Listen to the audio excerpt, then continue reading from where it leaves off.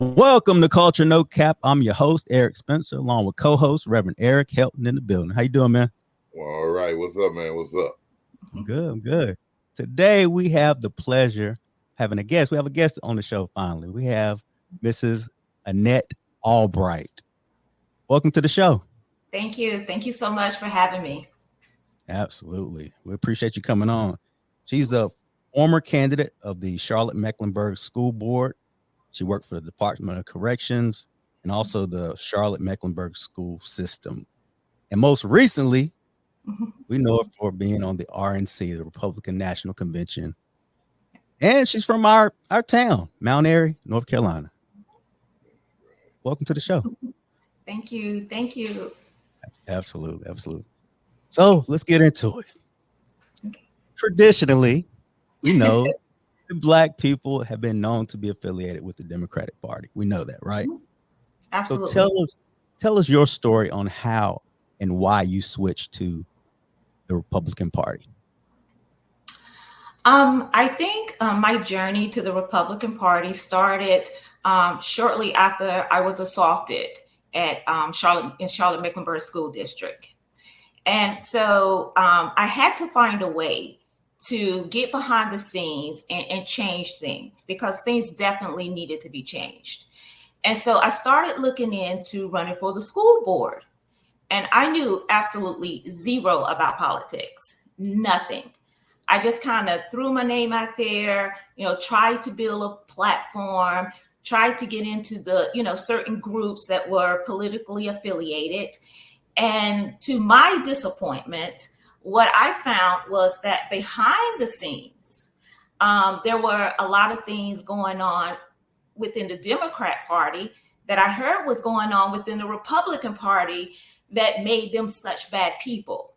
So, I was Democrat by default. My mom, my dad, my grandmother, my grandfather. And back then, we didn't talk about politics because honestly, I can't tell you who they voted for. I just knew that they were members of the Democrat Party, but you absolutely did not talk about politics. And so seeing some of those things and feeling like, this is kind of cringeworthy, I left the Democrat Party and went unaffiliated. So I was unaffiliated for 7 years before I actually got to the Republican Party. Okay. Go ahead, Eric. How much they pay you? Don't answer that. You got to watch this guy. I'm just going to tell you. I guess my bigger issue, I respect the Republican conservative values. I respect a lot of the things that they stand for. Mm-hmm. There's just an issue going on nationally. Mm-hmm. with a guy at the top of that ticket, right? That just can't do it. Right. Do you? How you feel about that guy?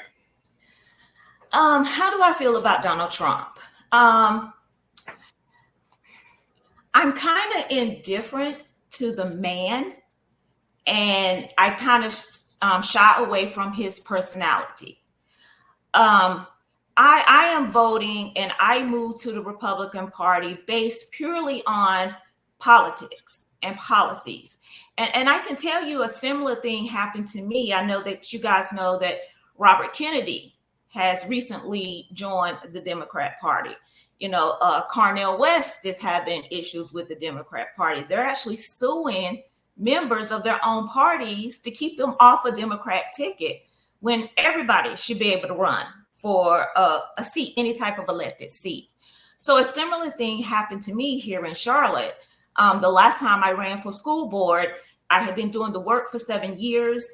I had earned the public's trust. I was meeting with superintendents and saying, hey, this is what we need to do moving forward. And they're like, you're correct. We see that you well-versed, you've done your research.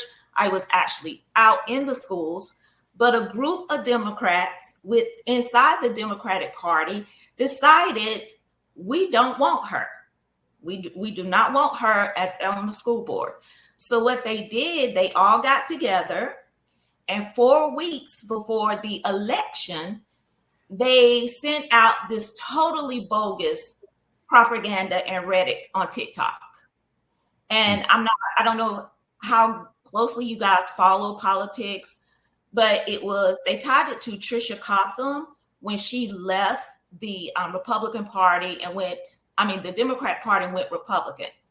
And they were like, I ran with 2 teammates and they were like, oh, they're at it again. These are Republicans hiding themselves as Democrats. And once they get on the school board, they're going to, turn the school board Republican. Well, one, the school board is a nonpartisan election. And 2, it just wasn't true. So they used that negative energy from what Trisha Cotham had done, and that went nationwide. And the Cotham family, they were exposed to death threats. They had smoke bombs sent to their houses. Police had to guard them. It was horrific. So that all switched and started coming towards the 3 of us. I got death threats. I had stuff posted on social media. Things were said about my family and my kids. She's a turncoat. She's this, she's that. And the Charlotte Observer actually did an interview and an investigation and said there is nothing to support these allegations, and that these people are not exactly who they say they are. Absolutely no ties. The Republican Party went as far as to say, if you guys don't stop it, we're going to sue you because we are not affiliated with those candidates. They went through our financial reports. We had very little donations. So that was when I finally was like, you know what? Enough is enough. I've been a longtime Democrat. Even in that election, I was still voting Democrat. But I just decided that the rhetoric and the propaganda and the do anything to win, and we're going to turn against our own party members, I just had enough. Well, let's talk about the political climate that you sort of mentioned there. When do you think that political climate changed? And do you think that Donald Trump was a part of that change as far as being polarized and kind of negative and speaking about people getting personal? Do you think he did that, or where do you think that came from? I actually think that the polarization began with George Floyd. And that's when I saw a lot of people saying, okay, we're tired of the racism. We're tired of this. Blacks over here, whites over here, and we have to do something. So I think that's when I saw it first starting. And then I do feel that Donald Trump came on and he added fire, to that. He was very polarizing. His campaign was sometimes very childish and immature. But at the same time, people wanted to see change. They were tired of seeing the same old thing, the same promises, the same, we're going to change this policy, we're going to change that policy. And it never happened. At first, I was leaning toward Donald Trump. But then the more he ran his mouth, I was like, I can't vote for this guy. So I actually voted, chose to vote with the Democrat Party. And I think everyone was shocked that he actually won. But I think it was also people sending out a message to the Democrat Party like, look, you guys got to get your stuff together. We're not going to continue to be loyal to a party that's not holding up their end of, their campaign platforms. You don't think it started with the birtherism now? I'm sorry? You don't think it started with the birtherism? I don't. I saw a change. Even I've worked in criminal justice now for going on 20 years. And, I even saw a change in my own race. Was like, you're supporting law enforcement. You're this, you're that. All you sheriff deputies, you're Black and you just want to lock people up. And I'm like, no, that's not it. You know, I chose this career a long time ago. So that's when I started to see like the polarization. So basically, you started to feel it actually at the workplace. Absolutely. Absolutely. Yeah, I think I can see where you actually had that personal experience, where that's when you would see that it happened. But I do feel like when Trump started questioning where Obama was born, and just the fact that we had a Black president, although people voted him in, it didn't sit well with certain others. So I think all of that started to bubble. Now, of course, when George Floyd hit, everybody was sitting at home. Right. Everybody had to watch it. Right. And that made, in a lot of our eyes, all law enforcement bad, which we know that's not the case. Right. And I was actually one of the ones out in the street protesting. I didn't tear things up. I didn't burn anything. But, you know, I marched with the NAACP. And it was like, you know, police brutality should absolutely be called out and addressed. But that does not make every police officer in the United States bad. Just as when you have a teacher that sexually assaults a student, you don't say all teachers in the United States are bad and need to be fired. You have to look at what that specific teacher did in those behaviors.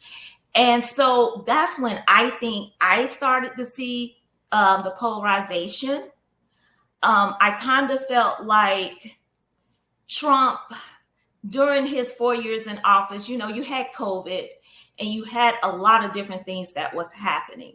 And I actually saw people uniting during COVID. I mean, I have Asian neighbors on one side, white neighbors on the other side. We looked out for each other. Do you need grocery? Are you guys okay? And it's kind of like, you know, we united. And then Trump leaves office and Joe Biden comes in. And Joe Biden simply crossed the finish line because of the strength of the Black voters. The Black voters pushed Joe Biden across the finish line. But what also came with that was the economy started going down. And so I think after 3.5 years of Joe Biden, and the biggest thing, when I'm out talking to voters, the biggest complaint they have is those open borders, all the illegal immigrants coming over and taking resources that are tax funded. And I think that is the biggest thing that is pushing the divide, because it's not only now Black, white, but now you have illegals, Black and white. So the Black Party is split. Some are for Harris, some are for Trump, simply based on what's going on at the border. Yeah, and we spoke a little bit about that, about identity politics, what we talked about. I think it was last week.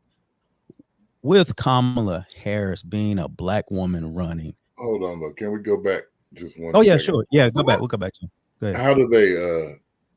But see, how do they explain away the bipartisan bill that they keep speaking of now? That Trump said, "Don't do it. I want it to be a talking point." So how can I? They have their own issue with the border, but how can they say, well, we had something that would help, that was strong, but your guy said don't do it? How does Trump explain that away, other than I wanted this to be an issue? Me personally, I feel that people that are in the seats of power saying that Trump stopped that border bill as a citizen, I wouldn't even open my mouth to say that, because he is a citizen. Now, the party members that I have talked to said that there was so much funding in that bill that was going to go to Ukraine. And that's what the Republicans rejected too. He doesn't even address it, because he says, now I'm telling you what he said. It wasn't me. It was the additional funding that was tied in to Ukraine. So then you go back and you look at Joe Biden and what he did. He said, okay, the border bill won't pass, but I'm going to send the funding anyway. And that's what he did.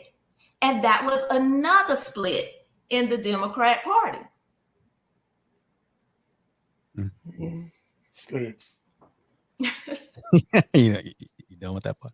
So yeah, I'm gonna leave it alone. So that's another talking point is immigration. Also, another talking point is reproductive rights. As a woman, how does that affect you, and how do you view the reproductive right issue when it comes to? I've always felt that you can't force anyone to be a mother. That absolutely cannot happen.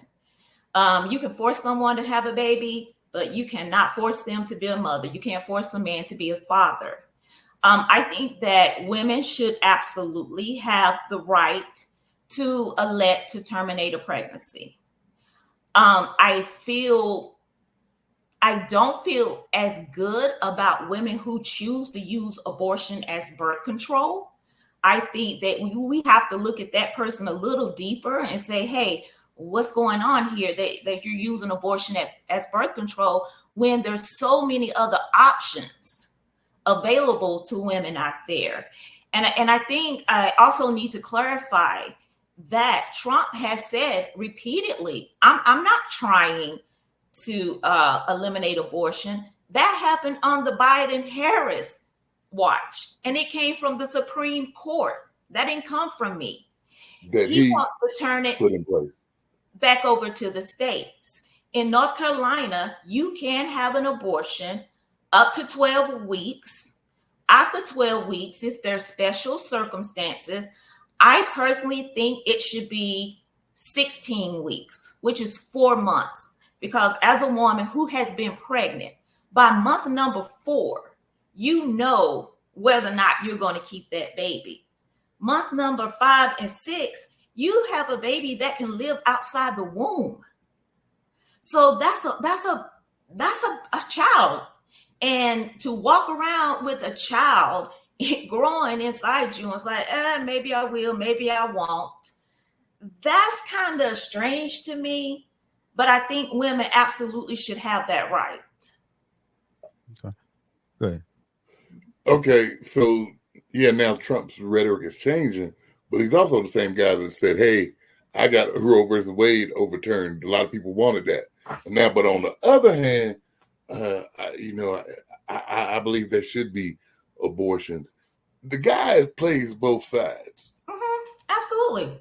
But you know what? That's politics. Politics, yeah. That's politics.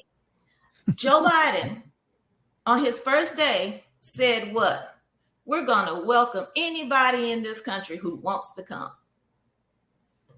They started coming, and they did not stop. Now, Kamala Harris said, we want people to come. We want them to have access to medical. We want them to have access to housing. We welcome everybody into the United States. But when it becomes a problem, when it's an issue, now it's, borders, we're going to fix them. We really are. It's been 3.5 years, and the borders have been open. Yeah, on the show, we've been very critical of both sides, to be honest with you. Because I'm just being real. We've been very critical of the Democratic Party. We think they've gotten away from common sense. They've gotten away from the common man, just every day. That's where they're losing. But again, with that being said, being a Black woman, and a Black woman is running for president, the highest office, does that put you at odds with other people? Have you heard anything, name calling, getting personal with you? Heard name calling. Yeah, yes. Talk a little bit about that. Woo. So, absolutely. When I spoke at the RNC, of course, we could not tell anyone for security purposes. And it was actually not like one of my cousins accused me of getting paid. I did not get paid. I want everybody to You know. must be crazy then. I did not get paid. I got a free flight. I got a free hotel. I had a wonderful makeup artist. But other than that, that was it. I even paid for my own luggage to get on the plane. So I want to clear that up. And now I lost my thought. But no, as a woman, no, I have heard so much. When I was at the RNC, and I was so nervous because when you're looking at it on TV, it looks like this place is huge, like 4 football fields. But when you actually walk inside the venue, it's not as big as it looks on television. So I was so nervous. And once I got through it, I was so relieved. And I'm sitting in the back because the assassination attempt was the week before. So no one could move. Once you finish, you had a Secret Service agent assigned to you, and you did not move. So we're sitting in the back, and I'm starting to get texts. And the first text that I opened was from one of my cousins. And I was like, oh, okay. And when I read it, he said, well, since you're down there kissing Trumps, you know what? Remind him that he's got Black people in his family. I was like, okay, that was strange. Yeah. And so, and that was very hurtful because I thought that he would say, hey, cuz, I saw you. I don't agree with Trump, but you blah, blah, blah. But it was like straight to the heart. I was like, okay, I can deal with that. And then the most negative pushback I received was from social media. And it was family, it was friends. How could you? How dare you? You're supporting white supremacy. You're this, you're that. You're embarrassing the family. Just so much negativity. I was like, okay, but I can deal with that. If you've been a probation parole officer, I've been called out my name so many times. Sometimes I answer to some of the stuff that they call me. But, at the end of the day, I got a job to do. So I've learned how to not take things personally. But it was disappointing. And the one thing that would shut everybody up, I said, okay, if you can tell me who our Black leaders are, and what is our Black agenda, and where is the Black unity, we can talk. But right now, Black people are fending for themselves on an individual basis because it's not like the civil rights movement where all the Black pastors went to the church, they hashed things out, they said what the issues are, they came back to their leaders in the Black community, and they said, hey, here's the marching orders. And everybody followed those orders. It's not like that anymore. So what I have to look at is what policies are going to benefit me and my family first. You have a legitimate reason for moving away from the Democratic Party. I don't think anyone should call you a sellout. I mean, you have a legitimate reason for feeling the way you do. Now, I got issues with your Trump stance. And I'm sure we'll go further with it. But how did the RNC thing come about? So the RNC thing came about is because I'm on social media a lot, probably too much. But I was laid off at one point, and I would just started going on different social media sites. And that has given me like a very large audience. And then the thing with CMS happened. And I had to fight tooth and nails for the truth to come out about that incident. And that was another thing. Like, I saw people that I respected and people that were in administrative positions at CMS that wanted to change this narrative because there is white flight from public schools. And they were trying to sell to Charlotte that, hey, this stuff is not going on in our schools. I don't know what these people are talking about. But the kids recorded it and uploaded it. And that still didn't stop them. If you would have seen the incident report versus what happened, you would have thought I was a terrible person. And the media actually had to go in and file what's called a FOIA report, which is a Freedom of Information Act that makes everything that happens that's documented in public schools available to the public. And once the video actually came out, that's when people were like, holy crap, these administrative officials inside CMS, they are lying to us. So that also kind of rolled me around to, I don't look as anybody that's so high and so mighty that they have all this integrity and they tell the truth, you know, every single day, and everything is in the best interest of where I'm serving from.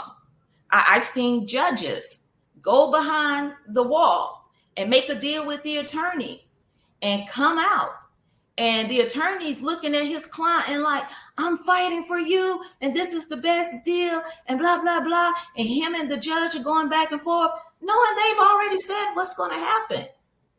So I have been exposed to the highest elected officials who basically would make and broker deals behind closed doors and come out with a straight face. So I have to research. I look at people's track records, and I try my best to separate that person from those policies and what they stand for. And that's absolutely what I have done with Donald Trump.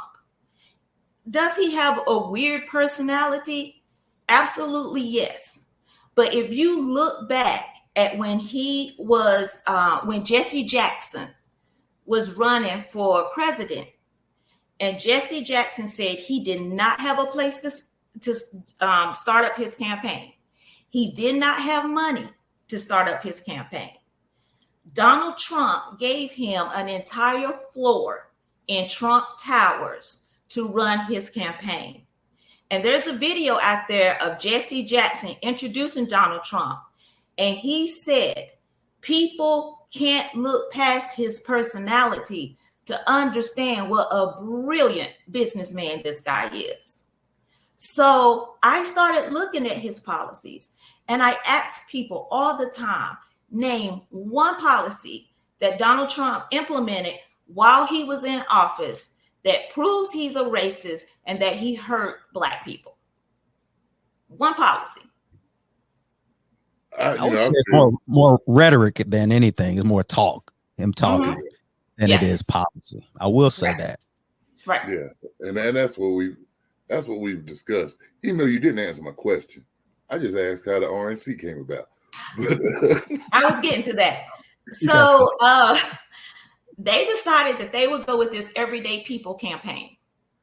And they were scouting social media because now if you're in politics, you have to be social media savvy. So they were scouting social media, and they kept saying, you know, I'm popping up. You know, people are chiming in. I'm keeping conversations going.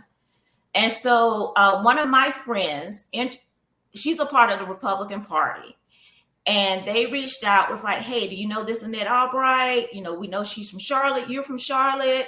We would like to interview her. So there was an interview, and they interviewed people from all over the country. And then I was called back for a second interview. And I was like, okay, well, maybe they kind of want to hear my story. So maybe 3 days before the RNC, I'm like, a week before the RNC, I'm like, well, they must have chose someone else. That's fine. And that Monday, I got the phone call that they wanted me to actually speak. They ain't give you know, like Cheetos, a bag of Doritos, something. They ain't give you something. I did not take anything. Flight, hotel, that's pretty good. I mean, you know. Flight and hotel. That was it. Hotel. But let's talk about that policy. I did read that policy, the Obama policy, that he tried to reduce Black students from getting expelled. And I read it and I'm like, it's sort of ridiculous, to be honest with you. It is unsafe. And that you felt like that policy put you in a position where you got assaulted. Absolutely. Now, kind of expand on that a little bit. So the Obama policy was basically, we've got to stop suspending so many Black students. But if you look at the demographics of each school, especially here in Charlotte, we have our schools up north that are predominantly white, but anything on the west side is going to be predominantly Black. When I worked at Charlotte Mecklenburg schools, specifically Hardin High School, which is where I got assaulted, we had, I think, 3 or 4 white students. So what is your suspension rate going to look like? We had fights every single day. It was considered one of the worst high schools in Charlotte. My 4th day there, we had a full-blown riot. I'm talking SWAT, I'm talking CMP helicopter, CMPD cops, and it just looked like something from a movie. I'm standing on the inside because I'm like, I don't fight. I'm here for behavior management. So I'm standing there watching it, and your principal, teachers, it was chaotic. So when you look at the data, instead of going on emotions, then you see a different picture. Because if you're saying that Black students are traumatized, you're saying that Black students are coming from single homes, you're saying that Black students are living in generational poverty, and that they need more mental health resources and that they need counseling. But then you turn around and say, you guys are being racist because you're suspending Black students. Well, you just kind of defeated your own talking points, because of course, those things produce maladaptive behaviors. So yeah, it's the majority Black students, but you also have to look at your demographics. So what President Obama did was say, hey, you guys just got to get your suspension rates down, or we're going to cut off federal funding. So what was happening was they were keeping students who were violent, who actually sexually assaulted teachers, who told teachers what they wanted to do to them sexually. It was really bad, but they had to keep them in that classroom. They could not make them leave. And they were also manipulating data in what we call power school. So most people don't know that anytime your child has to have so many hours in the classroom to pass. It doesn't matter what their grades are. They have to have so many hours in the classroom. So anytime your child is removed from that classroom, it's supposed to be an entry in power school that goes to Raleigh. And it should be a letter generated for the parent that said, hey, your child was taken out of the class today for this behavior. So Raleigh's notified, admin's notified, the parent is notified. They just stopped putting things in power school. We're just not going to do it. We're going to send this student because the teacher cannot teach with him in the classroom. We're going to send him to ISS, so we're going to suspend him, but we're not going to put it in power school. So what happened was suspension rates start going down, but violence in schools started going up. So now it doesn't match, because if your behaviors are going down, then the violence has to come down. So people found all these creative ways, admins, superintendents, everybody found all these creative ways to skip over doing what they needed to do to show the administration, the White House administration, hey, our suspension rates are coming down. And so what it did, it made schools more violent and more unsafe for not only educators, but anybody walking on the school campus. Yeah, I noticed. It might have been well-intentioned, but poorly executed. Absolutely. Absolutely. Absolutely. They did not give them additional resources. They did not give them guidelines. It was kind of like everybody just do it. Just make it happen. And we had Ashley, I think he was like our 3rd or 4th superintendent in less than 5 years. One of the charges for him, his name was Clayton Wilcox, and they told him, get suspension rates down. And Mr. Wilcox said, okay, I sure will. So what he did was he called up these principals and said, I don't care what the students do not remove them from the classroom. And they were like, well, sir, what do you want us to do with them? He said, I don't care what you do with them. Put them in a closet, take them to the gym, sit them out in the hall. Just don't suspend them. The next month, at the next board meeting, and this is all on video, he was like, suspension rates are down 60%. And one of the board members was like, 60% in 1 month? How did that happen? And he told her, don't question me about how it happened. You told me to get it done. Wow. Yeah. So Trump, he shut it down. He did. And I noticed Biden, he didn't bring it back. So to me, that's a sign. He didn't bring it back. So let me tell you the part about that. So I was actually one of the teachers, and teachers were tapped from all across the country to come in and talk to the administration about what had happened to us, during the implementation of this particular policy. There were teachers from every state in North Carolina that had violence perpetrated against them at the hands of students. So we talked with the administration, we shared our stories, and this was when Donald Trump was in, and we shared our stories. So a month later, Trump decides, yes, this is not working, and we're going to reverse this policy. Okay.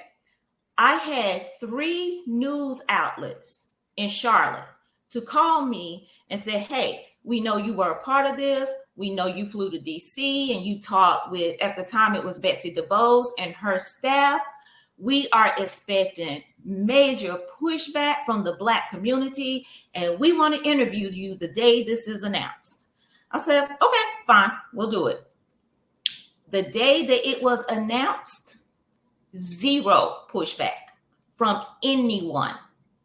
And one of the reporters, because I'm like waiting by my phone, not the NAACP, not Black Lives Matters, not the Teachers Association, nobody had anything. I don't even think they knew it happened. And one of the reporters did finally call me and said, where's your Black leadership? Why are they not, raising Cain over this? And I said, I don't think anyone's paying attention. So that gets back to, we become outraged about what we want to become outraged about.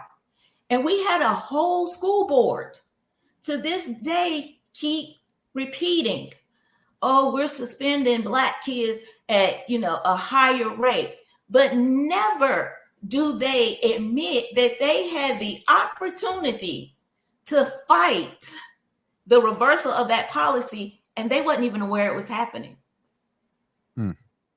Well, first of all, they would have needed some type of adjustment with the way the policy was handled anyway, though. Mm-hmm. Yeah. And let's say we're sorry that happened to you. First of all, right. Yeah, I'm sorry that happened to you. With that being said, the RNC, I know you caught the DNC this past week. Yes. How did you feel the DNC went? Which was better? Which was better? So for me, because I am strategic about politics, and now I've been in the background and I've been doing the research and going to different events for 7 years. Immediately, I had people saying, yes, we loved. It's almost like Trump wasn't there.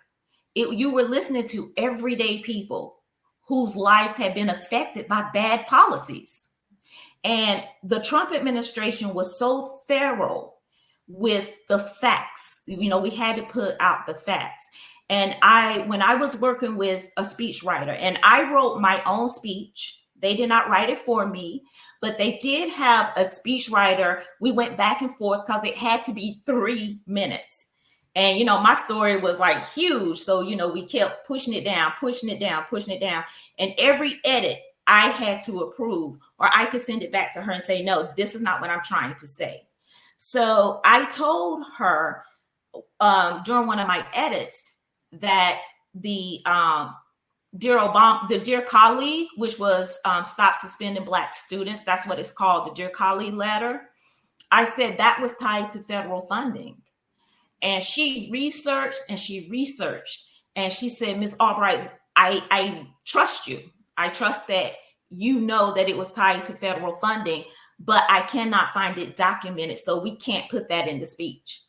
And I knew, you know, I've been to so many meetings about this, but that's how thorough they wanted to be. They wanted the American people to know, look, we're not trying to bamboozle you. We're coming here with straight facts. So I appreciated that. And I still have the text exchange if anybody wants to see it, where she's saying, no, we can't add that until, you know, I can prove it's a fact and not just take your word. So when watching the DNC, I just heard a lot of things that just were not true. And, you know, while the entertainment was the entertainment, one thing that you never want to do, and this is business one-on-one. Eric, you'll know this from, you know, your dad's funeral home. If you're trying to persuade someone to, you know, come to my side, vote for me, the last thing you want to do is keep bashing the competition. But that's what he does. Trump, during his rallies, he says some stupid stuff, but we're talking about a convention.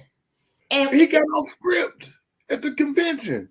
And you know what? Honestly, I have not watched the convention at the time. Like I said, because of the assassination attempt, everybody had to stay in one room. But hear what I'm saying. Hear what I'm saying. For 4 days, all you heard was Trump is a bad person. He is so bad. Trump. He's bad, bad, bad, bad, bad. So, Eric, I'm asking you as a businessman, if you're going in to sell Spencer's Funeral Home, are you going to go in there and say, let me tell you about Needham's Funeral Home? They're awful. They do this, they do that. That is the worst funeral home I've ever seen. And then the next person come in, but after you's going to say, let's talk about Needham's. That place is horrible. Because what you're doing is you're not saying what's good about your product or what you're pushing. It's just like if you went out with a woman and y'all sat down and all she talked about all night was how terrible her ex is. Are you going to be like, man, I can't wait to date her again? Are you going to be like, that's a red flag? Yeah. And so, so that was one of the things I heard. I was in a listening session on Twitter, and they have these spaces where people go in and have these conversations after, you know, things have happened. And it was an expert in there. And he said, I'm going to tell you what the Trump administration did that the Democrat did not do during their convention. They were hitting points, policy. Was it as entertaining as the DNC? Absolutely not. But you can walk up to anybody and say, okay, did you watch the DNC? What's their policy on this? What is their policy on that? What do they say they would do about this? Don Lemon, I think it was, or it might have been someone else, actually went out in the streets after the DNC and said, hey, who are you voting for? Kamala? Well, what policy do you like the best? Well, I think we should have the first Black female president, but that's not a policy. What policy? And they went from person to person, and no one could name one policy. So if you're young and you're enthusiastic about a party, you're like, the DNC rocked.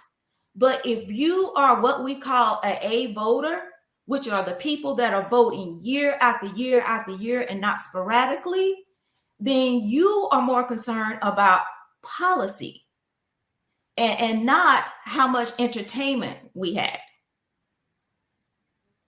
That's They had all Little well and John. good. They had Little That's all John. well and good. And the RNC was laid out. Everything was fine. But at the end of the day, that last guy came up and for 30 minutes stayed on topic. And then about minute 31, went off the teleprompter and started talking about a stolen election and all this stuff. And he showed his personality. My issue is not a Republican Party. That is not my issue.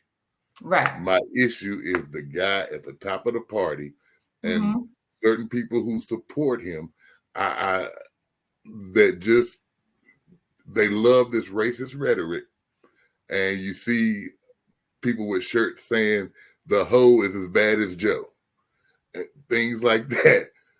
And this is my fear. Policies, oh man, all day I can listen to that. That guy is an issue.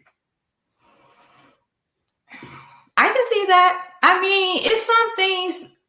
Listen, last week I was on the phone and I'm like talking to one of the people from his administration. And I'm like, can you get him to shut up? He just needs to shut up. Yeah. And her response to me was, we have sat him down and talked to him 3 times. 3. Is he going to listen to us? I don't know. And I mean, I was at that point now, I was like, you know what? I'm about to be out. I'm going to sit this election out. But he's going to his personality is not going to change. That is Donald Trump. And I did see the last rally he did in Asheboro. Now, he's been kind of more on focus these last couple of rallies. But after Obama spoke at the DNC, he said, you know, they bashed me all night. And they did. They counted. They said his name 127 times in one night. And he said, you know, they tell me, Trump, be nice, stay on track, talk about policy. Do I still need to talk about policy? And so how can you say, look at this guy, this is what he's doing, and then you come out and your whole DNC is a Trump bash? So for people who are looking for change and policy, that was not I don't think I wouldn't have ran the DNC like that. You don't think that some of that might have been strategic though? Because we know if we get this guy mad enough, all his script is gone because he's firing shots. If I can get him off task if I keep talking about how immature and how much of a buffoon he is, and then he starts taking that personal and he throws personal shot the whole time. You're missing policy. I've told Eric before, anytime he's not talking about the policy, he's not talking about the border or the economy, he's off script and he's doing something that's going to get him in trouble. So maybe that was the plan. Well, I think if that was the plan, it kind of backfired because, again, if you're in the social media, if you're on social media, and what I do is I don't stay on one platform. I go from platform to platform to platform, and I read the comments. I go to the articles and I read the comments.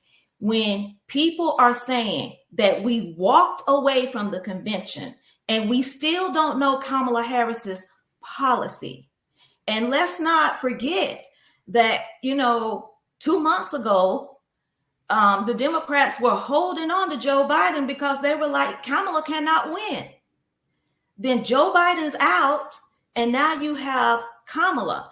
So you had 14 million people that voted for Joe Biden within the Democrat Party that are not happy that Joe was thrown out and you've got Kamala pushed to the forefront, and we still don't know what she stands for. So I would have taken that convention and I wouldn't have said Donald Trump's name. That probably would have been the worst thing, for Trump to sit there and be like, they have not mentioned my name. And I would have laid out everything that Kamala Harris was going to do. Now, the problem with that is she had to speak about the conditions of the United States, and she's a part of that administration. It's tough. Yeah. It's a tough position. Tough position. Very tough position. And I think a lot of the fluff was because of that. It was a lot of fluff. Yeah. Yeah. I enjoyed it. It was entertaining, like you said. Little John came out, and that was cool. Little John. It was cool. Little John. I mean, it was, but like you said, policy. There was no policy there mentioned. It was a lot of Trump. It was like a roast of Trump. Right. That's really. And that's exactly what I said. I went on social media and I said, I am tuning in to the second night of the BET Awards and the Donald Trump roast. Now, they could have turned it into BET Awards. You just had a Little John. You got lucky. And this was a Democrat voter that he is very much into the Democrat Party. And at the end of the DNC, he said, I want to thank the DNC from now alienating white people from us, because we actually need their vote too. We talked about this. Definitely got to be careful. Yeah. We talked about this on one of our shows whenever Kamala was, I think she had Megan Thee Stallion on stage. Mm-hmm. Yeah. So we talked about her alienating a certain demographic, white people. Absolutely. And I think that's a bad move. It's a bad move all the way around. But let me ask you this. Do you think Donald Trump had an opportunity after the assassination attempt to unite?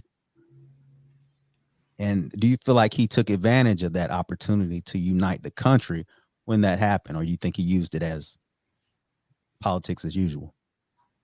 I think he tried, and then I think that personality reemerged, and he was Donald Trump again. I mean, he did it for 2 or 3 days, and then he was Donald Trump again.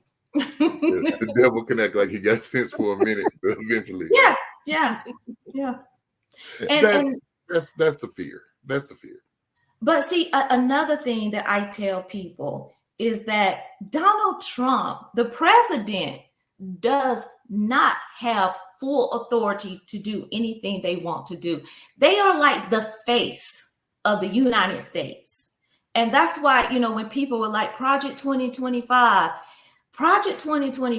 was not Trump's agenda. It is so many things that are in there that is unconstitutional. There's a reason the president of the United States can have only 2 terms when we see people in Congress for 60 years. It's so the United States does not become a dictatorship. That's because we would have kept Barack Obama in there till we had to prop the man up. Let's be real. But there are so many checks and balances in the Constitution. That's why Joe Biden can't go into March and say, close down the borders. He can't do it. He has to have the permission of Congress to do that. He is the face of the United States. That's it. So with that said, we know where you stand. We know why can't you vote down ticket all you want to and just at the top. Don't let that be our face. Please don't let that be our face. So tell me this. What is Kamala? Can you see? I'm gonna tell you the truth, and I've said this before, and this is not. I don't care what she is. She's not him. No, this is what I'm asking you. Can you see Kamala Harris in a face-off in a room with Putin? She's a black woman, yeah. Kim Jong-un. She couldn't stop giggling at the DNC. Man, that was a big moment for her. Yeah, look at him. Yeah, yeah. We don't agree on it. We kind of. I don't care if it was Weekend at Bernie's Joe. Mm-hmm. I'm not voting. I don't know. So let me tell you this. So there is a clip, and I would be happy to share it with you. And this is another reason Kamala's not doing interviews, because wherever she's going, she's telling people what they want to hear. So she's in a room, and these ladies, I guess they're pro illegal immigrants. She promised them that on the first day of her taking office, she is going to open up all the detention centers and let everybody out. Well, they You're talking about murderers. You're talking about rapists. You're talking about people who have, I mean, if you're going to do that, then I think you should start with our jails and prisons. Let them all out first. But she's telling, and to me, that's dangerous policy. That's dangerous to even allow that to come out your mouth.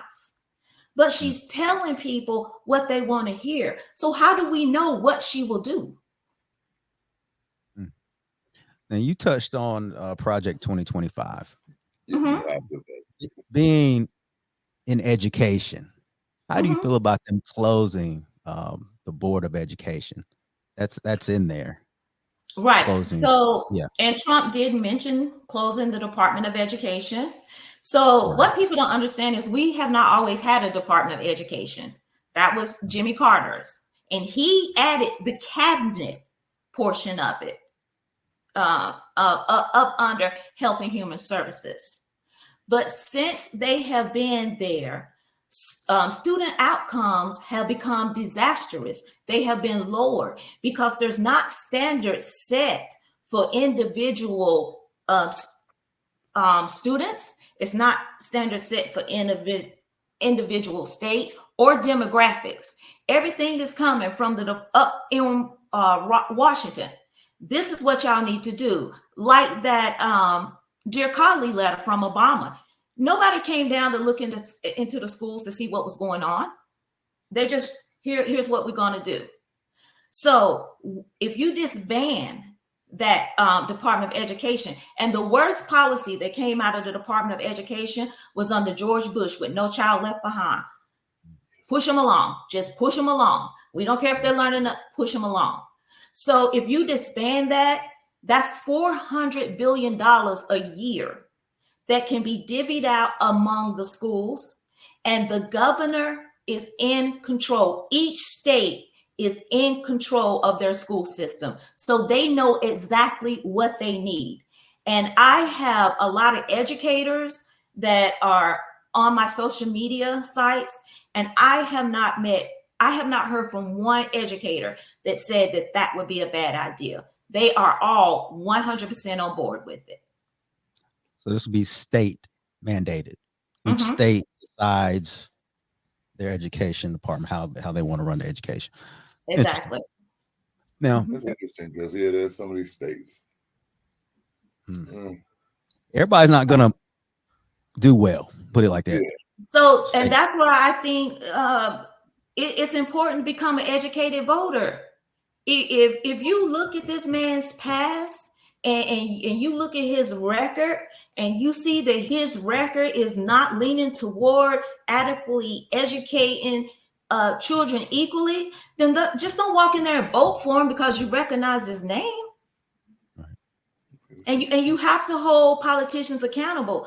We don't even, if he's a Black politician, even though we know they're not doing what they're supposed to do, we don't say a word, not one word. And that's got to change. Just because we're pushing Black people into office does not mean that we're going to get the results. I mean, you look at Charlotte, our elected officials, 90% of them are Black. 90%. The mayor's Black, the sheriff's Black, the chief of police, he's not elected, he's Black. The majority of city council, Black. Board of county commissioners, Black. Superintendent, Black. Homicides, district attorney, Black. Homicides have gone up among youth in Charlotte 300%. That's child killing child. right here in Charlotte, 300%. 80% of Black students are not reading on grade level. 80%. Charlotte has the highest incidence of violence of any county in North Carolina, Charlotte. And we have a Black ran city. Cars, all of it is off the meter. So just because you're voting Black, that does not mean that you're putting the person in there that's going to give you the best outcomes.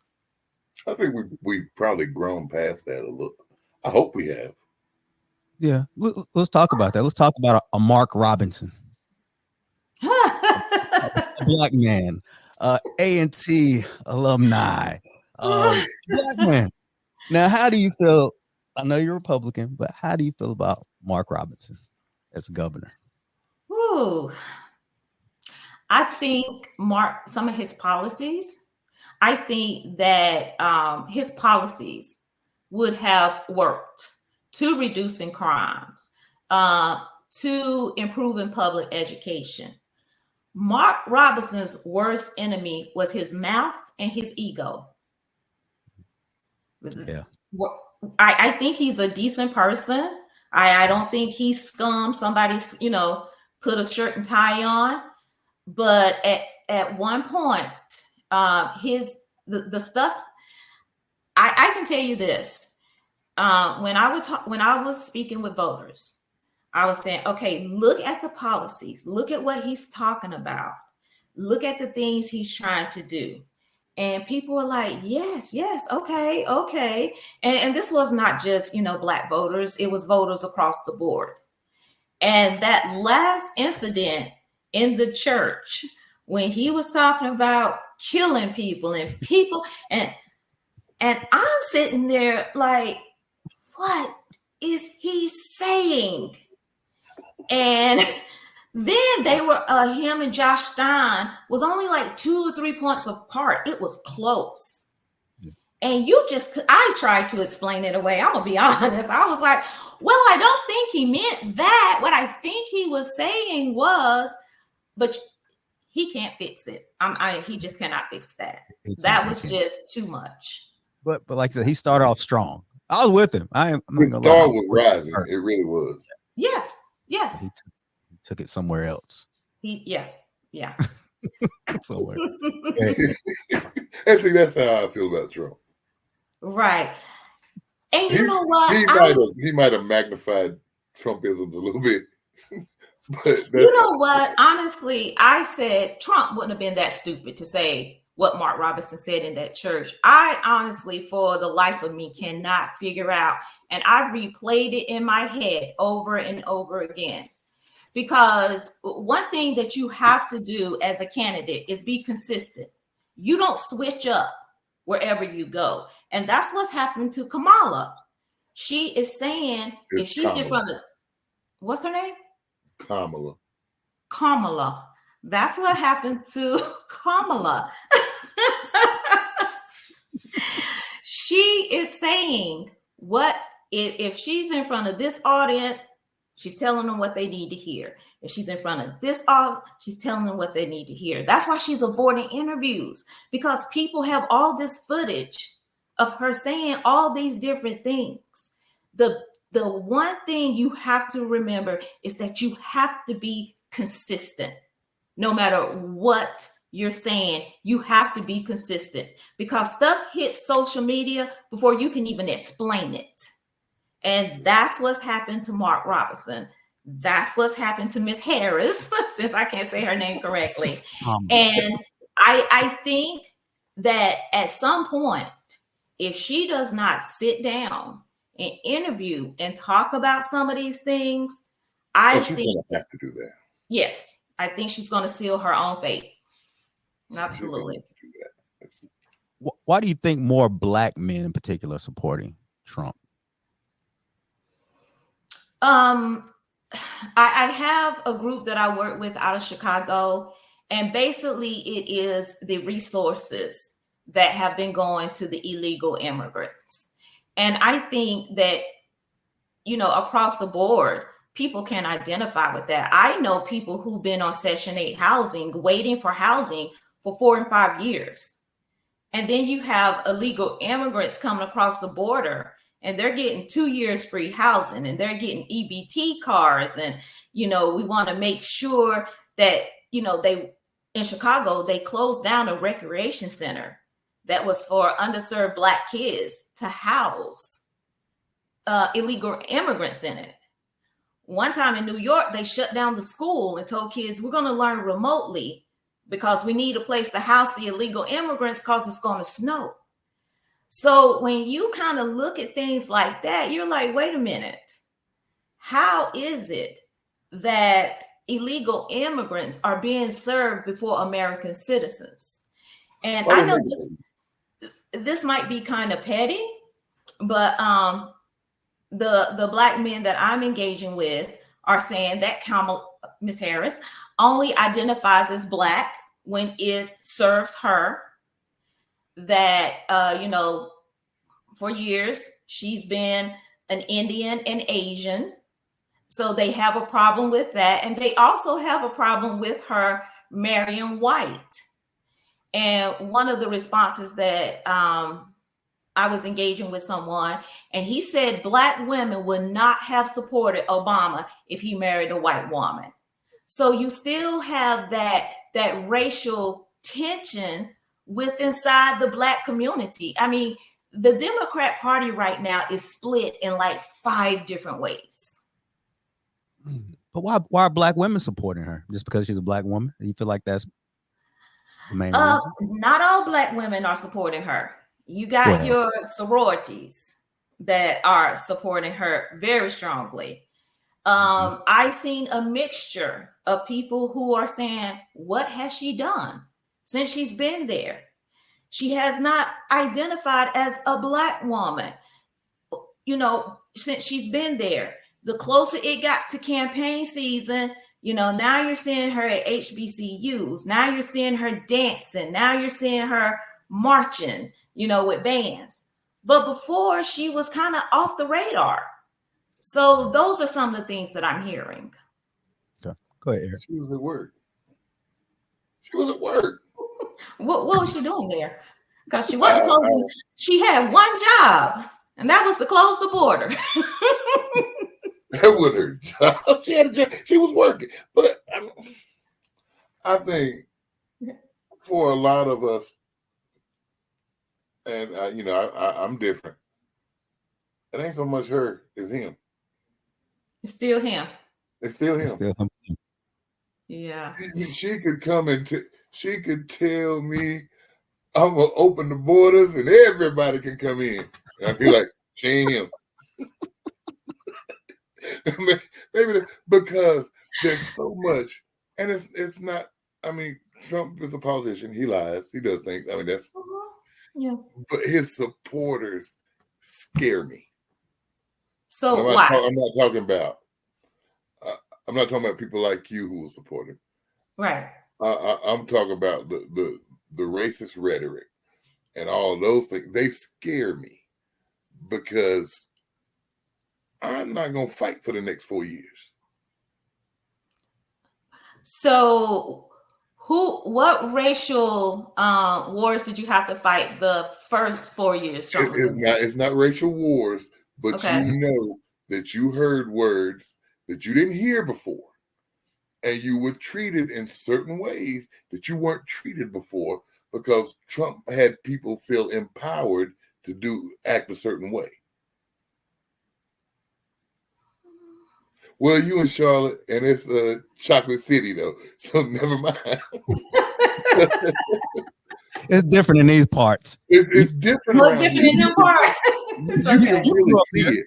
You can see it. You can hear the conversations. It's different. They act a totally different way. Okay.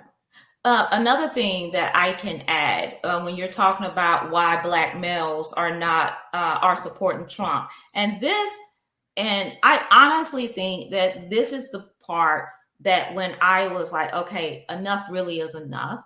And I spoke to 2 pastors before I made this decision. I was like, I need to talk to someone.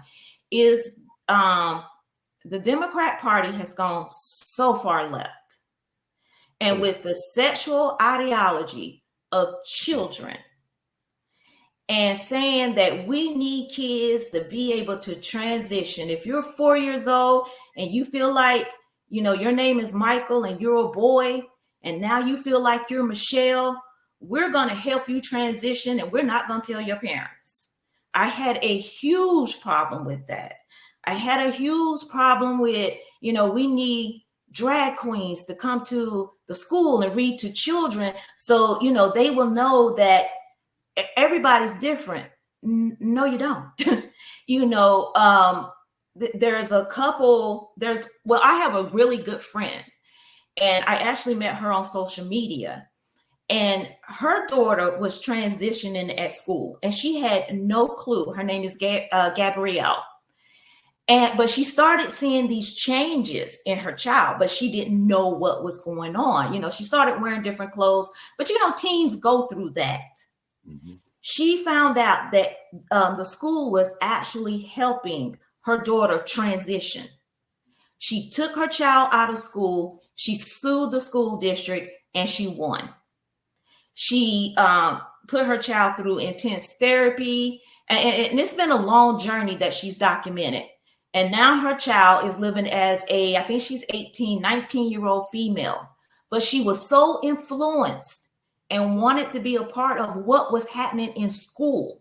And Gabrielle was one of the first parents that actually sued the school district over transitioning her child. And things like I just cannot sign on to when you are telling a child, trust me more than you trust your parents. Your parents they're scary people. They might harm you. You have a safe space here in school. And CMS had actually started that. And it took a law from the governor to say, stop it. You cannot transition a child without notifying their parents. So to me, that scares me more than white supremacy. Mm.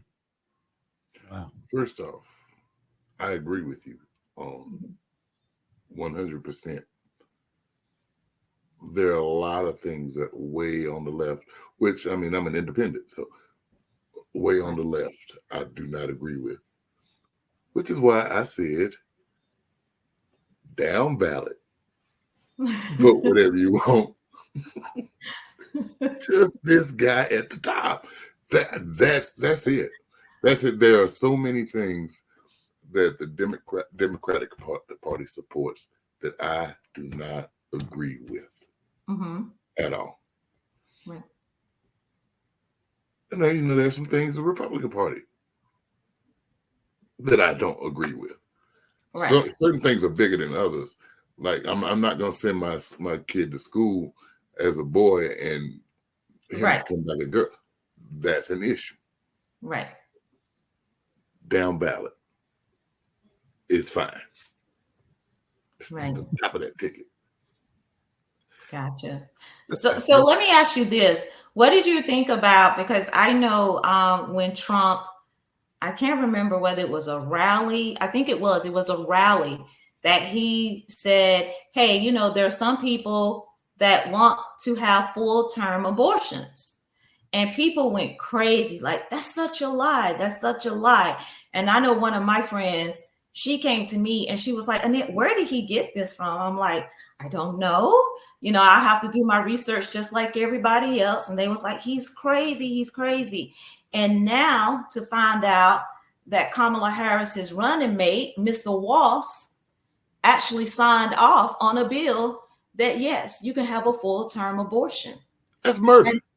That's killing a baby. Absolutely. But when Trump said it, it was a lie. Oh my God. Even the media was like, it's a lie. It's a lie. But it's not a lie. And so if you can't trust the media to give you the facts, where do you go to find out the truth? Yeah, it's been a breakdown of media. Like I said, I watch CNN, I watch Fox, I try to get a variety, so maybe I can find the truth in there somewhere. Right. But usually I don't. I have to keep searching. It's bad. You ain't about it. But yeah, I can't.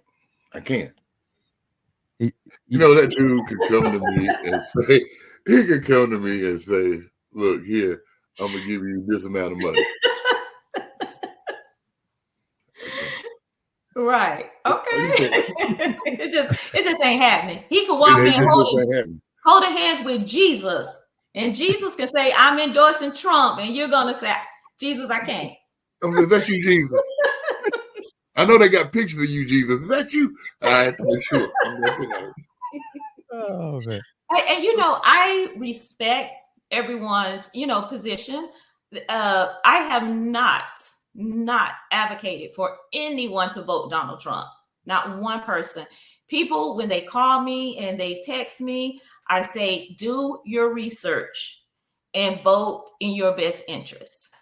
If I do start to see some unity and some leadership, because Malcolm X, and this was another mistake that I feel like the DNC made, and it's been talked about a lot on social media, bringing in all these Black celebrities as if that was going to influence Black people. You know, Malcolm X warned us about, like, you know, what other race do people look for their Black celebrities for leadership? A lot of people are saying, hey, you know, they belittled us by bringing in all those Black people. And guys, I've been watching the DNC and RNC for years. I remember watching with my father. And even with Obama in the audience, you did not see all those Black people. I don't know where they shipped those Black people in from. They got them but they shipped them in. Atlanta. It just felt so fake. And they're getting a lot of pushback about that. And you got to understand, and this is because even with Obama for so long, they've taken Black people for granted. Mm-hmm. And now they feel like, ooh, wait a minute, Black people are slipping. We got to get some in here. I don't know if we got to ship them in here, but we got to get some in here so they can I think they were the overkill. and the talk on social media is they think we're ignorant. They think all we want is entertainment. We don't care what celebrities say. I mean, Steve Harvey actually came out and said, Black people need to stop asking for something for their votes. Excuse me? That was crazy. That's crazy. That's asinine. That is your vote is your power. That's your voice. Yeah. And so they're getting a lot of pushback about that. Yeah. Ricky Smiley, I think he spoke out. DL Hughley got on stage and apologized. It's been a show. Right. I forgot DL. DL. When do you think, like you said, white people don't depend on these type of leaders in entertainment like we do? No. Why do you think that is? Why do you think we depend on these celebrities so much when it comes to leadership and a voice? I think because we haven't groomed anyone else to step up. We don't have a Malcolm X. We don't have a Martin Luther King Jr. And I also think that the living conditions for Black people actually has improved. And so everybody just kind of went their own way and did the people are doing their own thing. And so in a way that Black leadership is not needed, but on the other hand, yes, it is. And as I told someone, a white guy, he asked me, he said, well, why do you people need Black leaders? And I said, when you strip a race of people, you strip their entire identity, you strip everything away from them, then yes, you need leadership to start, reforming that pride in our culture. That's the one thing that also bothers me. We don't have that pride in our culture anymore. We have millionaires. We have people who are making hands over money. If you look at our culture and what our youth look to and who they want to be like, they want to be like these rappers who dropped out of school in the 9th grade, but they're multi-millionaires. So they're saying, well, why should I go to school? And why should I do this? You know, young NBA, whoever he is, that dude is balling. And I actually had he wasn't my real nephew. He's my adopted nephew. He's my adopted son's cousin. This boy could play basketball and football. They started recruiting him in the 9th grade. In the 9th grade, he was playing on the varsity team at one of the best schools in Charlotte. Now he wants to be a rapper. That's all I'm gonna say. He's gonna be a rapper. So the world needs another rapper. Another He's rapper. gonna be a rapper. Yeah. Well, what did you say? Yeah, that's not good. That's not good. That's what the world needs. Not good statistics when it comes to that. No, and that's what I tried to tell him, and I mean, he's living. And I think that's the difference in like my generation and this generation. We could separate the music. You know, we listened to the music, we had fun, we went home. These kids are living what they're hearing. And I think we need to focus more on that than we do. I mean, we have so many of our youth that are being buried. You have a 2-month-old baby in North Carolina. I think it was Fayetteville or Rockingham. I can't remember which one. Killed in a drive-by shooting. The guy saw the boy standing on the porch holding the baby and shot anyway. You know, there used to be even rules among criminals. So I think that right now is a bigger issue in our culture, and government policy it's not going to fix it. Yeah. And those are the things that, you know, we need to focus on addressing. Yeah. And then you mentioned Malcolm X, you mentioned Martin Luther King. They were all ministers. They were all ministers. Right. You don't see that. And let's not act like they didn't pay a price. And I don't think leaders out here are willing to sacrifice and pay with their lives even. Well, I think much like you said, we don't have the civil rights issue. So we take the, you know, we're now together, we're integrated, and we take that and think, hey, we've arrived. There are a whole lot of other issues that we've got, but it's like we can't unify on those because, you know, my 4 is doing good. Right. And we forget the whole community aspect of it. Right. And that happens, you know, as a pastor, I'm going to tell you that happens in the church too. Absolutely. So we're not immune to it. And we'll try to reach out to the community, but we won't try to unify one another. Right. And speak to the bigger issues. That's because we think we've made it. Right. And I said the same thing. We have mega churches. There's a church on every block in Charlotte. And none of the pastors get together and say, hey, this is what's going on in our community. And I thought that was going to happen when a 3-year-old child was killed in a drive-by shooting, maybe, I think it was 2 or 3 years ago, not even 4 miles from where I live. And this is considered somewhat the better side of Charlotte. And it was high school students, and they shot into this house over 80 times, and it was over a girl. That's what it was over. And hit a child in the head, 3 years old, sleeping, died instantly. And still, you know, 2 weeks after, it was forgotten, gone. Thoughts and prayers. Thoughts and prayers, the hashtag, all that. But when do we start actually doing something, like you said, doing something about it? Like we, as a Black community, I feel like we don't want to talk about it because, like you said, if you talk about this, it's like, oh, don't talk about Black on Black crime. It's not a real thing. And, you know, it's a Republican talking point. When do you think someone will actually address this? What will it take for Black people to really address this?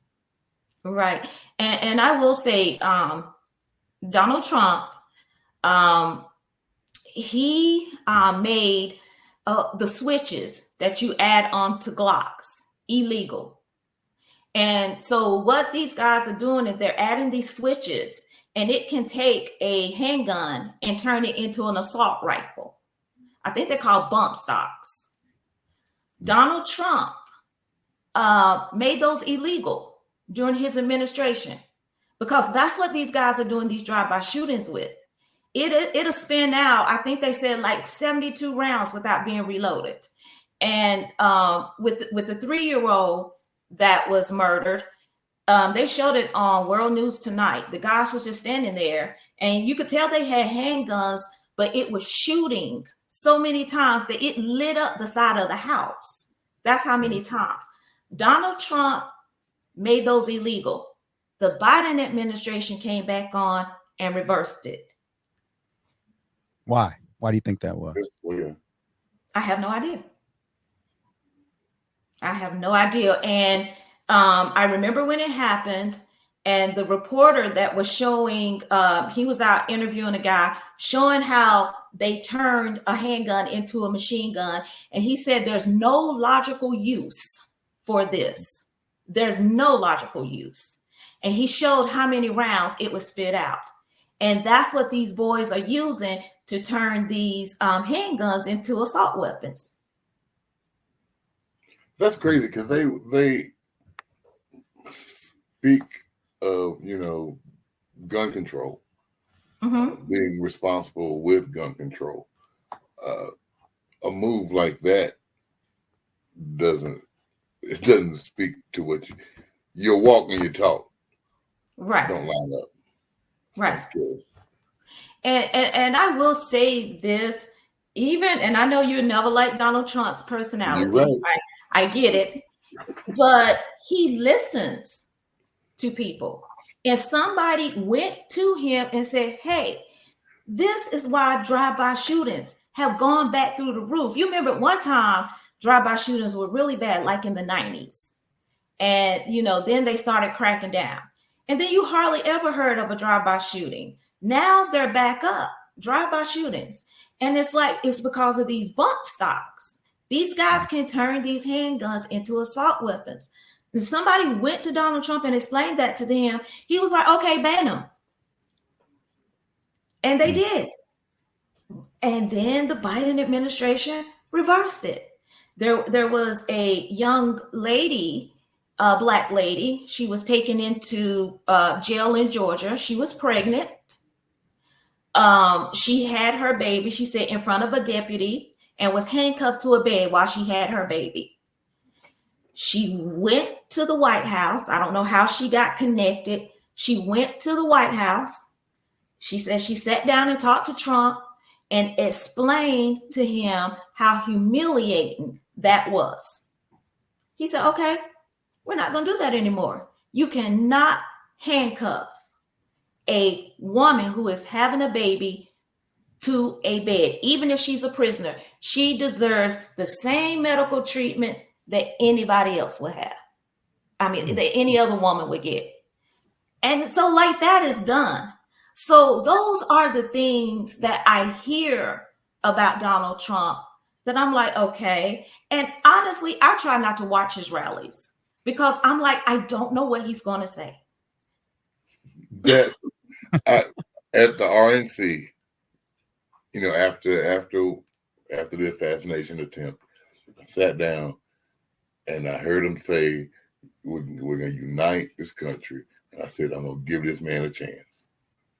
Like I said, and for 30 minutes, he was on it. Right.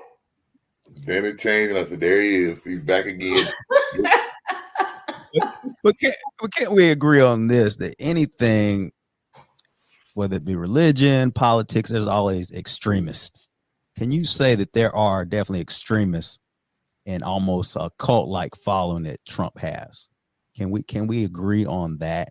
You think that he has a cult following? I know for me, I've seen it on both sides. Like I said, the Democrat Party that I've always supported, even though I was an independent, as one of the reporters said, you can easily pull her voting record and see what she's voting. even after the party change, she went from Democrat to independent. She continued to vote Democrat.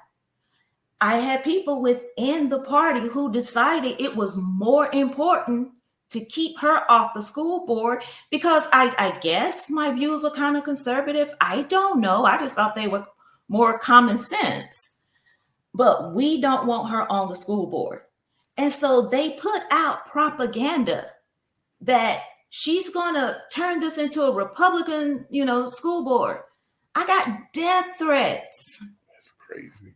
One of my running mates was out campaigning, and a white Democrat walked up to him and said, "I know what you're doing. You Republican nigger. We're not going to let you get by with it." Wow. Oh, there were things posted on the internet about my children. And one woman she was like, your son's a baby daddy and blah, blah, blah. And if she could got by with the N-word, she would have. But you could tell that she was just getting her feelings out. And then at the end of it, she said, "And that's what your Republican friends say about you behind closed doors." I'm like, no, how you feel about me. wow. So I've seen it on both sides. Okay. So I've seen this Democrat following that is just absolutely cult-like behavior. Mm-hmm. And even with my own family members, I don't, I don't have a criminal record. I don't, molest children. I've gone to school, I've worked, I've done all the right things, but I have been called some crazy names. And you're embarrassing the family. You're doing this without one person saying, why? Why did you make this switch? Sit down and talk to me. Talk to me about this. So that's cult-like behavior. Yeah. I had Facebook friends that I don't even know except on social media. I'm ashamed of you. You're embarrassing our people. Somebody told me your father would be ashamed of you. I said, you don't even know my father's name. My daddy into it. Don't bring my daddy into it. That's crazy. So that's cult-like behavior. So I've seen it on both sides. Wow. And I didn't think of it like that. That's funny you said that. Yeah, it's nice of you to explain away the MAGA people, though. I never seen it on both sides. Yeah. But these MAGA folk. You think it's different, huh? Man, they take it to a whole nother level. But I've never had the experience that you have had. Right. So, but just what I see for me is man, them people crazy. You can go to my Facebook page right now because I don't delete stuff. And I am literally having conversations with people that I don't know that are saying, like one guy, and I know he has his kids in private school. I know this for a fact. And he was telling me, oh, now you're a part of the Republican Party. You're supporting white supremacy, and you're going to be the reason public schools fail. And my question to him was, where do your children go to school? I know they go to private school. He don't even have his own kids in public school. Wow. And so stuff like that, to me, that's cult behavior. Yeah. And you asked a question. I'm going to ask you. I'm going to ask you. I'm going to ask Eric as well. You said, why do white families make public schools safe? And I thought I was like, wow, because we're talking about white flight and people leaving the school system. You said, why do white families make public schools safe? Right. Eric, and I'm asking Eric this. What do you think that means? What does that mean to you when she says that? Ask that question. I don't think they do. I think when we insinuate that we are insinuating that that black people are just violent. Mm-hmm. So we need the white people there to calm us down. I don't think they are. Mm-hmm. The only fear that some would have is because of the past, where you have separate and unequal education, where you feel like white people will get a better education because we'll get the secondhand everything. But as far, I don't think white people make school safer. Just don't. Mm-hmm. But and that was my question, because everyone is so concerned about white flight. As a matter of fact, CMS is getting ready to redraw the boundary lines again in order to integrate diversity. Well, 24% of CMS's population is white. They're now the minority.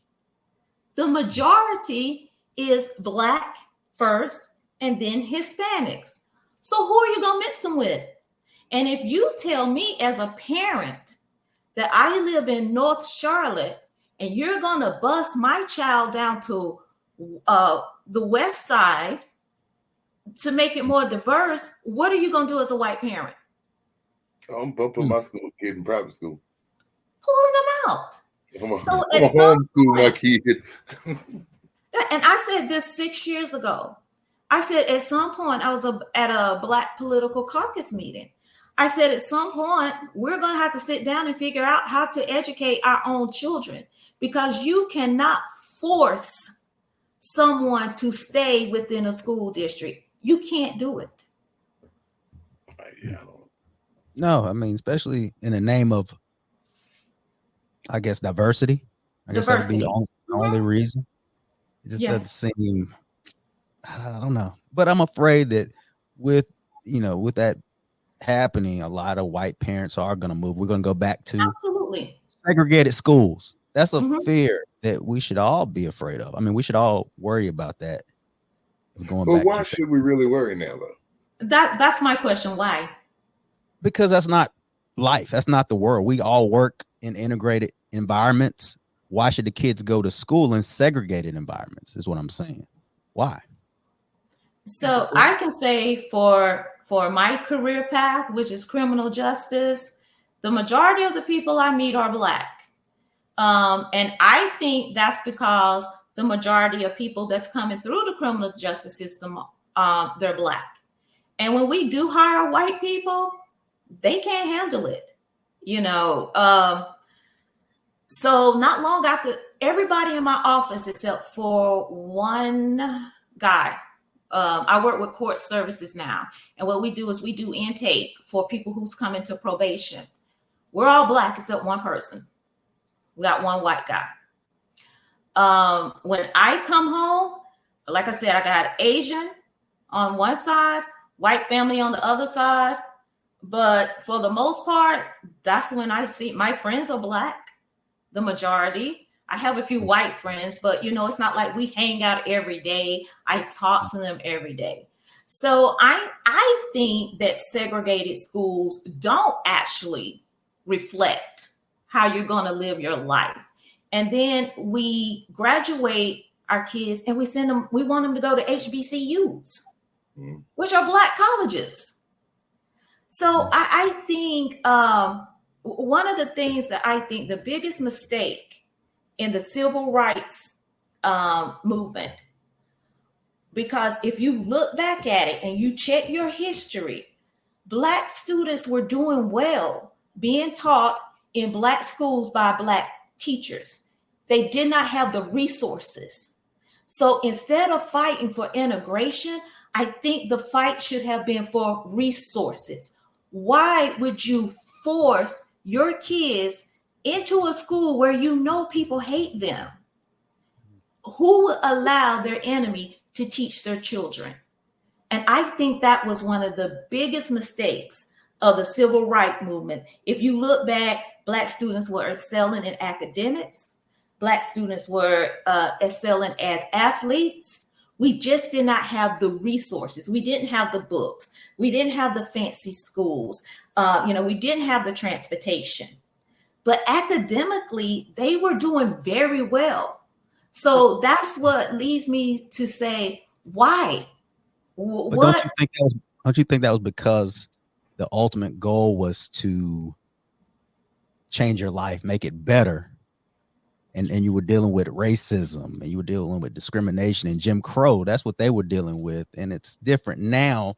We don't have that same fight and the teachers don't have that same mentality where they're trying to get these kids to push toward the future, to make their future better and make things better for Black people.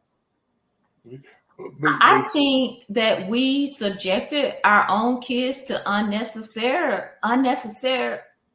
trauma and racism by forcing them into schools where they were spit on and, made to feel less than. And, back then it wasn't Democrat or Republican racism. Everybody was racist.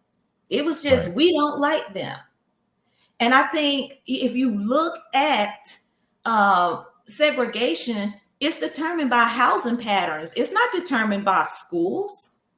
It's determined by where you're living. Now, I'm in a mixed neighborhood that used to be 99.5% white. But one thing that I would say about white people, they don't stay around and fight for nothing. They're like, oh, y'all want it? You can have it. We're out.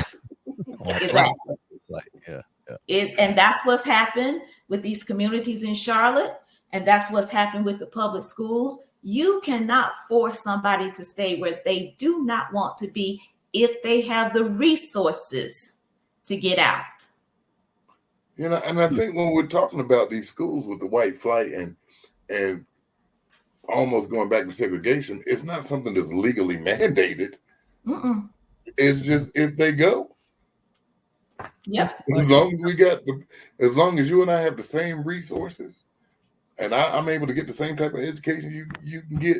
If you want to leave, hit the bricks. Yep. And then you have Black flight too. Let's not act like we don't have. Oh yeah, we don't have a sub. I don't call it a subculture, but we have Black people are different. We're not all the same. Let's put it like that. Right. So we leave situations too in neighborhoods when we feel like there's Black people moving in. Hate to say that, but it's true. Absolutely. And one of our county commissioners, Arthur Green, he spoke to that. He said, not only are the white people leaving, but the upper middle class Black people are leaving the school district. And once all of them are gone, then you're going to have a failing school district. So he vocalized that. That may hurt the most, honestly. Yes. That may hurt the most. That's what happened in Texas. Dallas, Texas. That's what happened to their school system. And I do believe that living in poverty creates a certain mindset. If you don't see anything else, if that's all you know, it absolutely does create a mindset. But at the same time, if you have a child that's living in poverty and they're coming to school and they're seeing the same thing, what's the point? There is not one. That's sad. Yeah. It really is. Yeah, I can see that. But school choice. It's a touchy situation. It's hard to really, because you don't want to go back to segregation. Mm-hmm. No, you don't want to go back to that. But then you have, just like I said, de facto, where it just happens to happen. It just happens because of where you live. And I don't know. It's unfortunate. But we can't act like there's not housing discrimination also. Let's not act like that doesn't exist. It's still out there, right? Yeah, because Trump had, you got to make him rent to Black people. There you go. There he goes. You knew he was going to go there. Yeah. Man, it was there. I just walked through. Honestly, your income determines where you're going to live. I know people who are Black that live in Ballantyne, and that's one of the safest and most influential communities in Charlotte. People like myself, I was blessed to get into a mixed community. But again, that's because as, the more diverse the community gets, the people who originally lived here, they're putting for sale signs on their homes and they're moving out. So your income is going to determine where you're going to live. Okay. Well, we're not going to hold you too long. We're doing pretty good. But as far as if we fast forward to November and let's say Kamala Harris is your next president. What does that look like, in your opinion? Who, with her choice of running mate, I don't think that Kamala Harris is strong enough to be the president of the United States. Forget all the other stuff. I don't think that she will be running the United States. I think her governor is going to overshadow her, and he has some very extreme ideas. And all you have to do is go back, and his own city wants him. I mean, his own state wants him out. They're like, you can have him because he has ruined it here. I think it's going to be very chaotic for a couple of more years. I just do. What do you think January 6th, it ain't January 6th, will look like if Kamala Harris gets elected? I know it won't be January 6th. But. Right. I am hopeful that Donald Trump will accept whatever. But one of the reporters, again, when you step into that national spotlight, everybody's back digging. And one of the things that, all the reporters have said, even with her change of party, she has been consistent in her values and her beliefs. And one of the reports was that, we saw on her Facebook page after January the 6th, she said that Donald Trump should be held accountable if he pushed, insurrection. So, I've always been very consistent. But what has also happened now is these governors are going back, checking their voting rolls. They're finding votes. They found over. This is true. They found over 3,000 votes in Alabama. They found over 10,000 votes in Georgia. I think in Virginia, they found a lot of illegal immigrants that were all registered to vote with the same social security number. That's something they should have caught. So I think with that being said, I think that more eyes are going to be on the process. I just took for granted when Trump said that the election was stolen from him. I said, this guy is nuts. This is not Russia. We don't steal elections. It's electronic. Everybody's getting their votes. But then you have these states that are coming out saying, we found this, we found that, we found this. And so that does give you pause for concern. But I think that there's going to be so many eyes on the process this time around. I think that it will be more fair and less likely that, we have 10,000 immigrants voting all with the same social security number.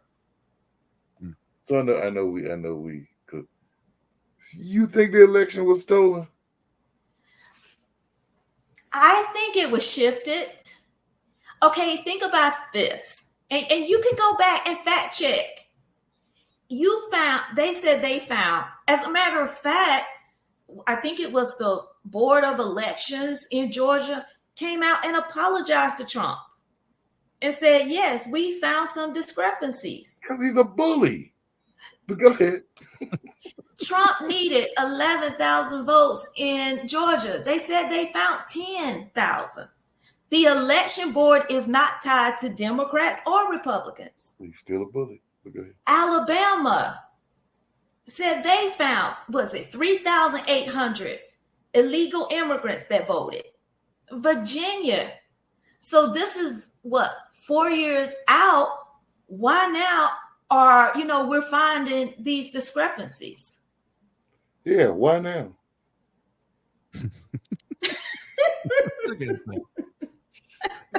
So let's go back. So it's November and Trump is elected. What does that look like? What I think it looks like, and we have to also factor in that Robert Kennedy Jr. has come out and said, hey, you know what? It was things going on behind scenes. I mean, they sued him to keep him off the ballot here in North Carolina. He fought them, I think it was in Pennsylvania, to keep him off the ballot. Cornel West, even Bernie Sanders came out at the DNC and said, hey, billionaires shouldn't be able to buy primaries. Well, he wasn't talking about the Republican primary because we had votes. He was talking about the DNC. So we know that there is something going on behind the scenes that should not be going on. So I think, and this is just my thing personally, I've always been against a one-party rule, always. I think having a Democrat such as Robert Kennedy on board, and he is saying that there are other Democrats that are going to come out and get on board and let people know what's really been going on behind the scenes. I think that we can get those borders closed and get people out who should not be here. There is no way you should be allowing anybody into your country without being vetted. That's going to take 4 years right there. What Trump has said he wants to do is turn around, get those borders sealed off, get those people that are dangerous out of our country, clean up Washington, D.C., which is the crime capital. And they're actually having more shootings in Washington than Chicago. Chicago just gets all the heat. He wants to get the crimes lowered in these cities. He wants to get the graffiti and things cleaned up. Look at California. That in itself will, 4 years, you will barely be able to touch that. So you're talking about 8 to 10 years to turn around everything that's going on. And I hear that as a more responsible plan than I'm going to give everybody a $25,000 a down payment on their homes. Well, you know what's going to happen if she does that? The contractors are going to raise everything $25,000.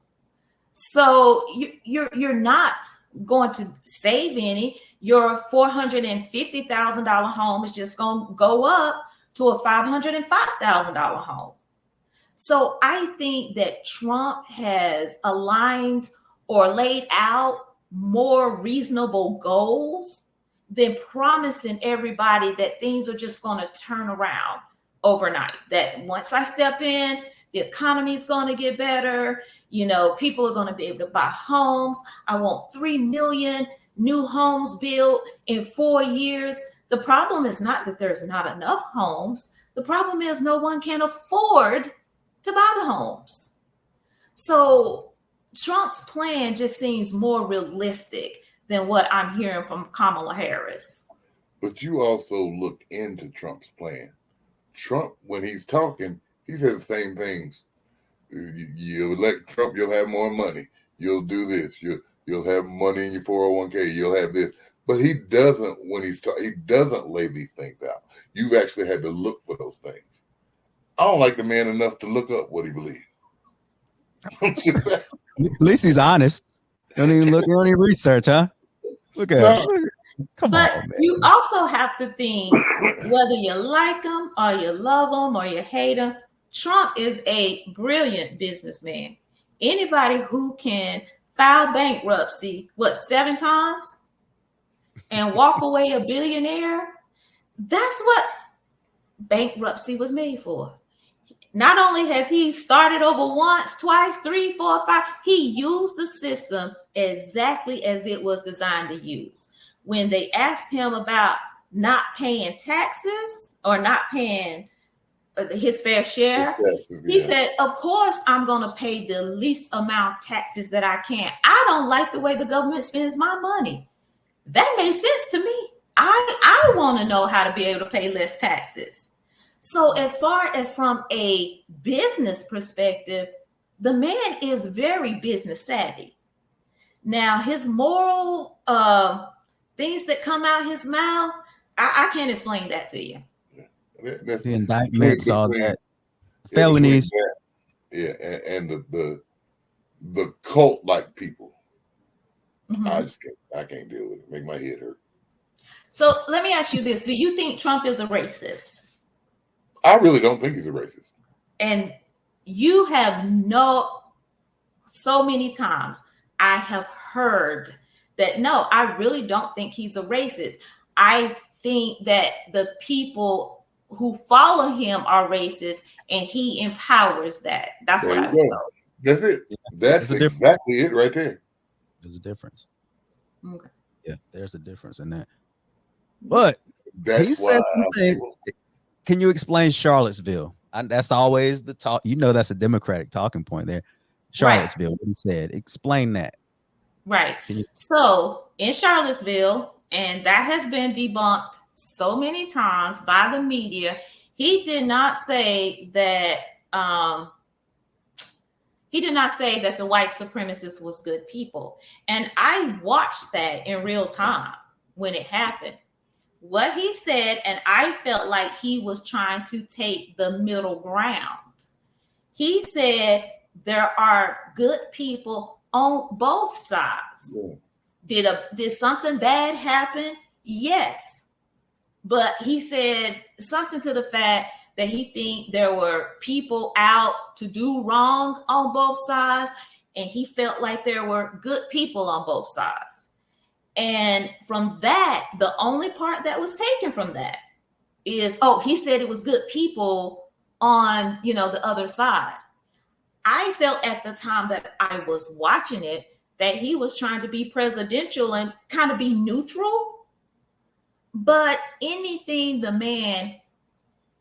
he says is going to be dissected. Think about the Black jobs thing. If you Google March of 2024, what is it? Al Sharpton said, we need more Black jobs. It's everywhere. March, I think it was like March the 24th of this year. We need more Black jobs. I'm advocating for Black jobs. Donald Trump says, the illegal immigrants are coming in. They're taking the Black jobs. Oh my God, you're a racist. What are the Black jobs? Who explain the Black jobs to us? Make it make sense. So anything he says is going to be dissected. I think he's in a no-win situation. If I was his campaign manager, I would just say, repeat the policies and walk away. That's all he got to do. Yeah. That's all he needs to do. Because the more he talks, the more people start to feel like me. Mm-hmm. And I recently learned, I did not realize it, or maybe I just didn't look into it, that Donald Trump was a Democrat, and then he switched over to the Republican Party. Mm-hmm. And when he was a Democrat, he was worshipped in those circles. Oprah Winfrey, Jesse Jackson, Muhammad Ali, Coretta Scott, Rosa Parks. He was given an award for all the work he had done with inner city youth and the money that he had given to inner city youth. The View had him on. Oprah Winfrey wrote him a note that said, if you ever run for president, I will want to be your running mate. But when he came out Republican, and I don't know why he did that, then all of a sudden, he is one of the most evil, racist people alive. How do you explain that? When we had Joe Biden, who was openly racist, who openly said racist things, who supported, who did the eulogy of a recruiter for the Ku Klux Klan and said he was one of the best guys I ever met. But Joe Biden's not racist. So how do you weigh that out? Well, you can't forget about the now exonerated Central Park 5. Right. That was an issue when he was in New York. He went after those kids. But right. Hold on, let me tell you. Now that I remember really well. In 1989, That woman was brutally beaten and raped.